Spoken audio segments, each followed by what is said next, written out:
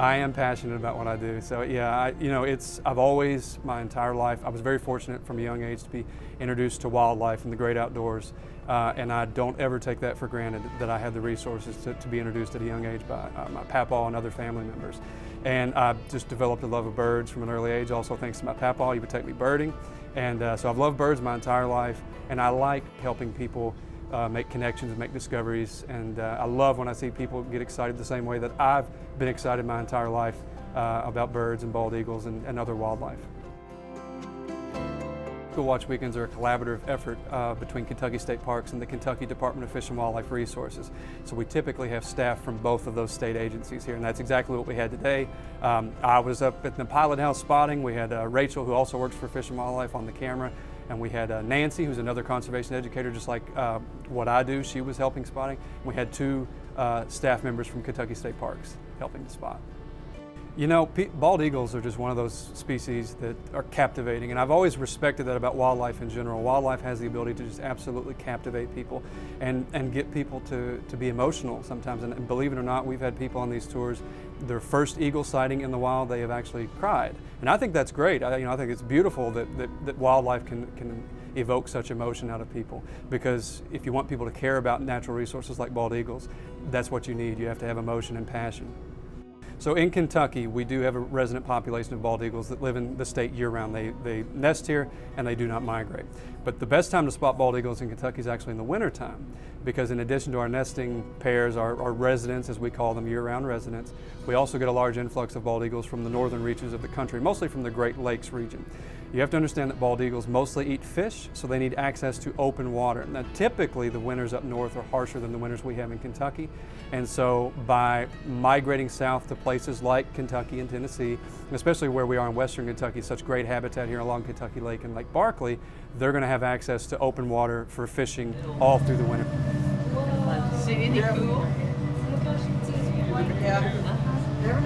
Whitetail, looks a little cold.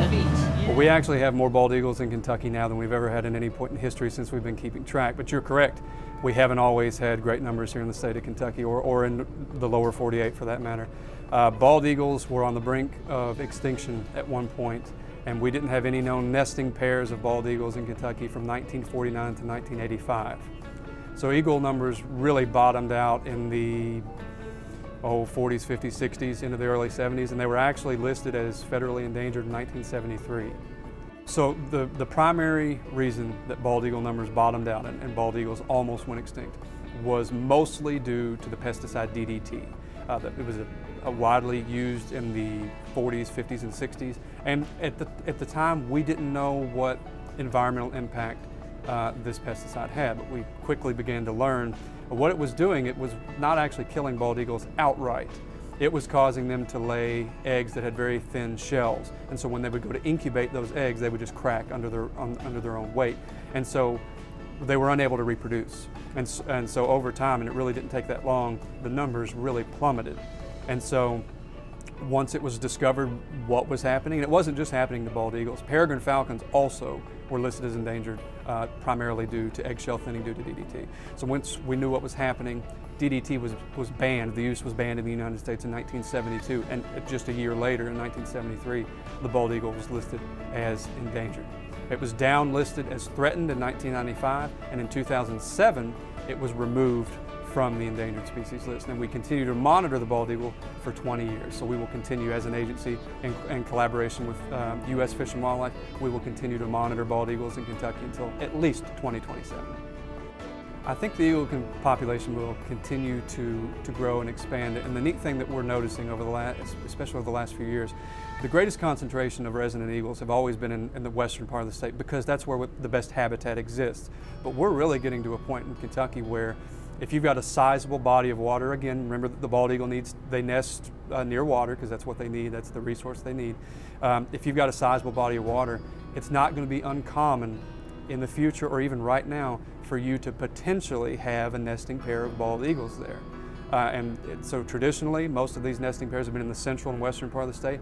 We, especially the last few years, are seeing nesting pairs pop up in the eastern part of the state, in our reservoirs and rivers in the eastern part of the state, which I think that's exciting. I think that the expansion across the Commonwealth is an exciting thing. Look up until the left of the black rock. Oh, hey. Yeah. Yep, you together.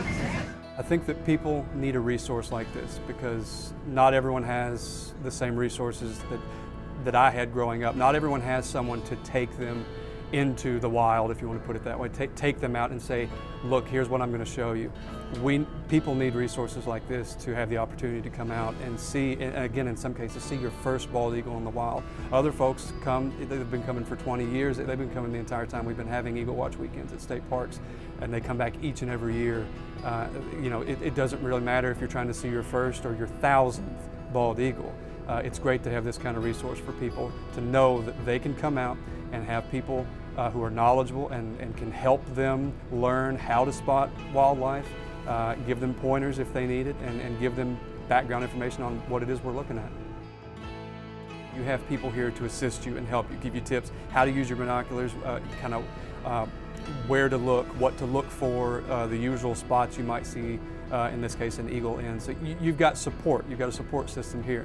And I think it would be a great starting point, a jumping off point. And that's what we hope. We hope that this gets people excited and encourages people to become involved, again, passionate about this resource, because that's the future of all of our natural resources relies on the passion of the people here in Kentucky.